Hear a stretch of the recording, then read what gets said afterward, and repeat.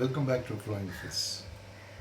சமீப காலத்து தமிழ் பட வெளியீட்டுகளில் இந்த அளவுக்கு அக்ரெசிவாக ப்ரொமோட் பண்ணி almost the main star cast கம்ப்ளீட்டாக அந்த ஊருக்கு இந்த ஊருக்கு ட்ராவல் பண்ணி பெரிய லெவலில் படத்தை ப்ரொமோட் பண்ணதுங்கிறது இன்றைக்கி ரிலீஸ் ஆகி ஓடிட்டுருக்கிற தக் லைஃப் படத்துக்கு தான் நம்ம கண்டிப்பாக சொல்லலாம். இவ்வளோ பெரிய ஸ்டார் காஸ்ட்.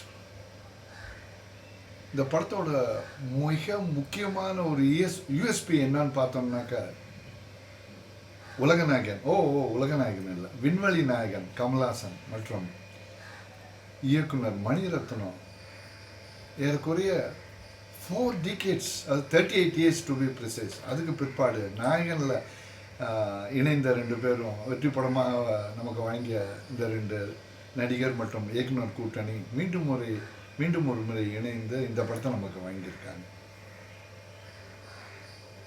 படத்தோட டெக்னிக்கல் ஆஸ்பெக்ட்ஸ், அதுபோல் சினிமாட்டோகிராஃபி, எடிட்டிங், மியூசிக் எல்லாமே ஒரு குளோபல் ஸ்டாண்டர்ட்ஸ் அந்த அளவுக்கு கொண்டு போயிருக்காங்க. குறிப்பாக ரவி கே சந்திரனோட நேர்த்தியான ஒளிப்பதிவு. இது பேசிக்கலி ஒரு கேங்ஸ்டர் ஃபில்ம், தக் லைஃப். அதுவே சஜஸ்டிவ். இந்த படத்தோட டைட்டில் ஒரு கேங்ஸ்டர் ஃபில்மில் ஆக்ஷன் காட்சிகள் நிறைய இருக்கும். போன் ஸ்பிளிட்டிங் ஆக்ஷன், அப்புறம் கார் சேசஸ், கார் உருண்டு பிறண்டு விழுறது, அதுக்குள்ளே இருக்கவங்க தத்தளிக்குது, அது மாதிரியான காட்சிகள். அஃப்கோர்ஸ் கன் ஃபைட்ஸ், ஃபிஸ்ட் ஃபைட்ஸ், அது மாதிரி பல கோணங்களில் தன்னோட கேமரா மூலமாக பல யுக்திகளை கையாண்டி மிக துல்லியமாக ஆக்ஷன் காட்சிகளை நம்ம முன்னால் ப்ரெசென்ட் பண்ணியிருக்காரு ரவி கே சந்திரன். அதே போல் எடிட்டர் சீகர் பிரசாத், அவரும் ஒரு வெட்டரன் எடிட்டர். எந்த இடத்துல கை வைக்கணும், எந்த இடத்துல அழகாக அதை மிளிர வைக்கணுங்கிறது தெரிஞ்சு ரொம்ப அழகாக அற்புதமாக ஆழமாக காட்சிகளை எடிட் பண்ணி படத்தொகுப்பு செஞ்சு நமக்கு வழங்கியிருக்கார். அடுத்தது ஏஆர் ரஹ்மான், அவரை பற்றி சொல்லவே வேண்டாம்.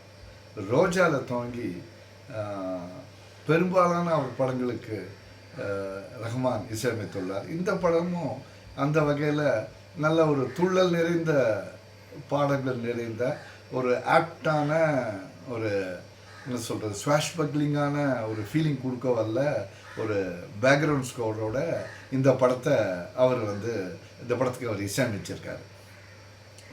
அப்புறம் கதைக்கு வரும். கதைன்னு பார்த்தோம்னா, நாயகனில் அவங்க 2 பேரும் இணைந்து வழங்கிய ஒரு கதைக்களம் தான் இந்த படத்துலேயும் ஒரு எக்ஸ்டெண்டட் ஸ்டோரி பேஸாக தான் தென்படுது. அஃப்கோர்ஸ் கான்டெம்பரரி ட்ரெண்டுக்கு தக்கவாறு அதுக்குரிய அந்த சேஞ்சஸ் அதெல்லாம் கொண்டு இன்கார்பரேட் பண்ணி அழகாக பண்ணியிருக்காரு.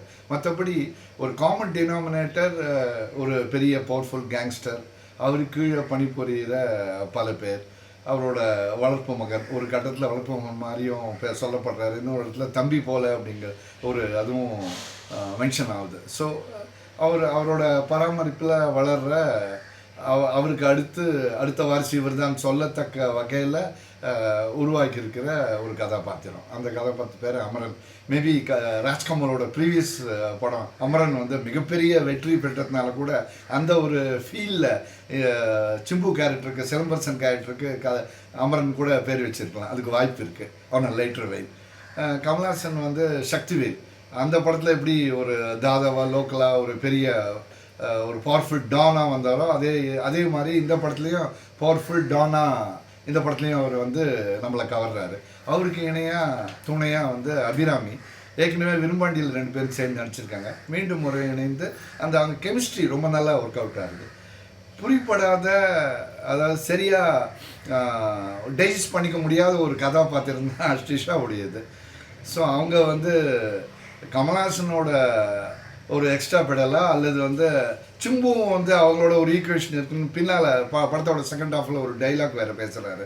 ஸோ அது ஒரு கிளாரிட்டி இல்லை, கொஞ்சம் குழப்பமாக இருக்குது. அபிராமிக்கும் கமல்ஹாசனுக்கும் இடையே நடைபெற சம்பாஷணைகள், குறிப்பாக அந்த கிச்சனில் அவங்க 2 பேரும் பேசுகிற டைலாக் உண்மையாக ரொம்ப நேச்சுரலாக அது மாதிரி சீக்வன்சஸ்லாம் மணிரத்னோட ஸ்டாம்ப்பு முத்திரை தெரியுது. ஸோ அதே மாதிரி ட்ரிஷாவோடையும் அவருக்கு ப்ரைவேட் மூமெண்ட்ஸ் இருக்குது கமல்ஹாசன்.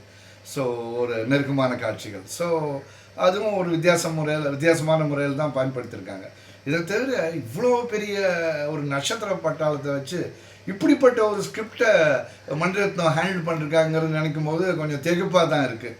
ஏன்னா ஏகப்பட்ட ஸ்டார் காஸ்ட், ஜோஜு ஜார்ஜ், அப்புறம் வந்து வையாபுரி, சின்னி ஜெயந்த், தனிகலா பரணி, தென் பக்ஷ்னு ஏகப்பட்ட கதாபாத்திரங்கள். அவங்கெல்லாம் என்ன பெருசாக கதாபாத்திரத்தில் என்ன கான்ட்ரிபியூஷன் இந்த படத்துக்கு இந்த திரைக்கதைக்கு பண்ணாங்கன்னு கேட்டால் it's $1 billion question.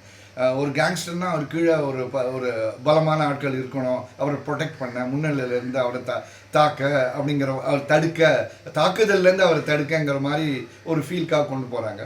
But interval பிளாக்ல அதுவே ரிவர்ஸ் ஆகி வேறு மாதிரி போகுது.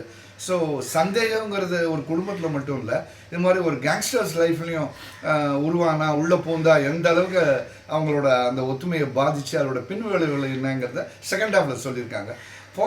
ஃபர்ஸ்ட் ஹாஃபில் செட் பண்ண அந்த ஒரு ஃபீல் செகண்ட் ஹாஃபில் கேரி ஆகிருக்கான்னு கேட்டால் ஆமாம், கரெக்டாக அப்படி தான் கேரி பண்ணி கொண்டு போயிருக்காங்க, அப்படி தான் நிறைவான ஒரு கிளைமேக்ஸை கொடுத்துருக்காங்கன்னு சொல்ல முடியாத விதத்தில் தான் படத்தோட செகண்ட் ஹாஃப் செட் பண்ணப்பட்டிருக்கு. இந்தியன் டூலேயே அவருக்கு வயசுக்கு மீறின ஸ்டன் காட்சிகளில் அவர் பங்கேற்றார் கமல்ஹாசன். அஃப்கோர்ஸ் இன்னும் ஒரு ஃபிட்டாக தான் இருக்கார், ஒரு டான்ஸ் காட்சிகள் ஆகட்டும், ஸ்டண்ட் ஆகட்டும், அந்த ஐ மூமெண்ட்ஸ் ஆகட்டும். பட் இருந்தாலும் இந்த அளவுக்கு மிகைப்படுத்தப்பட்ட சண்டை காட்சிகள் தேவையா, அது கமல்ஹாசனை பர்சனலாக இன்வால்வ் பண்ணிங்கிறது ஒரு கேள்விக்குரியதாக இருக்குது. இருந்த போதிலையும் குறிப்பாக சொல்லணும்னா 2 ஃபைட் நம்ம ஸ்பெசிஃபிக்காக சொல்லலாம். ஜோஜு ஜார்ஜோட ரயில்வே ஸ்டேஷனில் ஒரு ஃபைட்டு ரொம்ப பிரமாதமாக, அதில் ஜோஜு ஜார்ஜ் பேசுகிற வசனமும் கமல்ஹாசன் அதுவும் எஃபெக்டிவாக இருக்குது. 2 பேரோட ஃபுட் ஒர்க் எல்லாமே நல்லா இருக்குது. அந்த ஸ்டண்ட் கோரியோகிராஃபி அன்பறிவு பண்ணியிருக்காங்க, ரொம்ப அழகாக இருக்குது. அதே மாதிரி climax fight between Kamal Haasan and Simbu, Silambarasan, அதுவும் நல்ல வித்தியாசமாக பண்ணியிருக்காங்க. ஸோ சிலம்பரசனோட கதாபாத்திரம் எந்த அளவு போய் எந்த இடத்துல ஒரு டெர்மினேட் ஆகுதுங்கிறதும் ஒரு எதிர்பார்த்த திருப்பம் தான். So all that begins well ends வெல்ங்கிற மாதிரி ஒரு குடும்பத்தோட கடைசியாக ஒரு கிராமப்புறத்தில் போய் செட்டில் ஆகிற மாதிரி முடிச்சிருக்காங்க. ஸோ கமல் ஃபேன்ஸுக்கு கண்டிப்பாக இந்த படம் பிடிக்கும். கமர்ஷியலாக ஒரு கேங்ஸ்டர் ஸ்டோரிங்கிறதுனால எப்படி போகுதுங்கிறது பொறுத்திருந்து தான் பார்க்கணும். வெல் ஃப்ரெண்ட்ஸ், இந்த படத்தை பற்றிய டிஸ்கஷன் உங்களுக்கு பிடிச்சிருந்தா லைக் பண்ணுங்கள், ஷேர் பண்ணுங்கள், சப்ஸ்கிரைப் பண்ணுங்கள். பாய்.